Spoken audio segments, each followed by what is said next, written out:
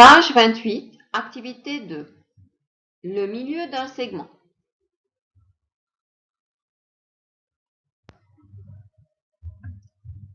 Sur la figure ci-contre, les segments SL et LT sont de même longueur.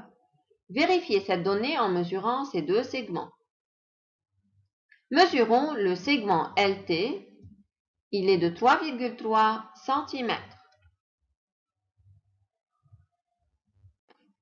Mesurons maintenant le segment LS.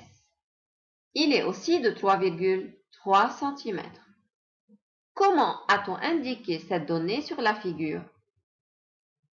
On remarque qu'un petit trait identique de codage apparaît sur les segments LT et LS. Donc, LT égale SL égale 3,3 cm.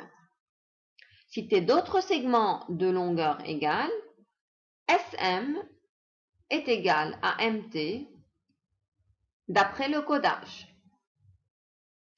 Le point L est-il le milieu du segment ST? Non. Le point L n'est pas le milieu du segment ST, même si SL est égal à LT, car les points SL et T ne sont pas alignés.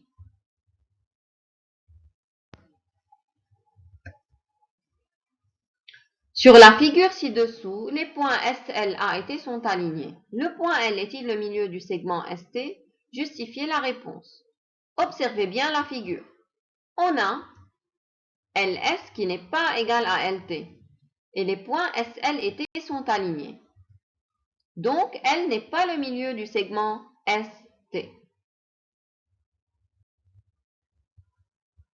Sur la figure ci-dessous, les points SL et T sont alignés. Le point L est-il le milieu du segment ST? Justifiez la réponse. Observez bien la figure. On a LS qui est égal à LT. Les points SL et T sont alignés.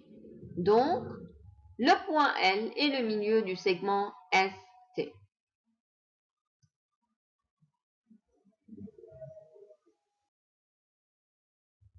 Conclusion. Recopiez et complétez cette phrase.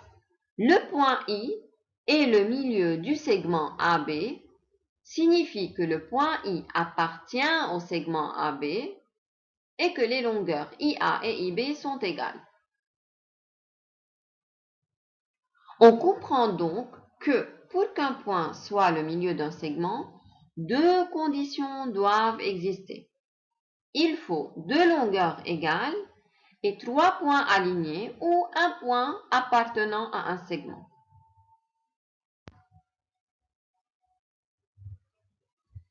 Voici la correction de l'activité 2 du chapitre 2.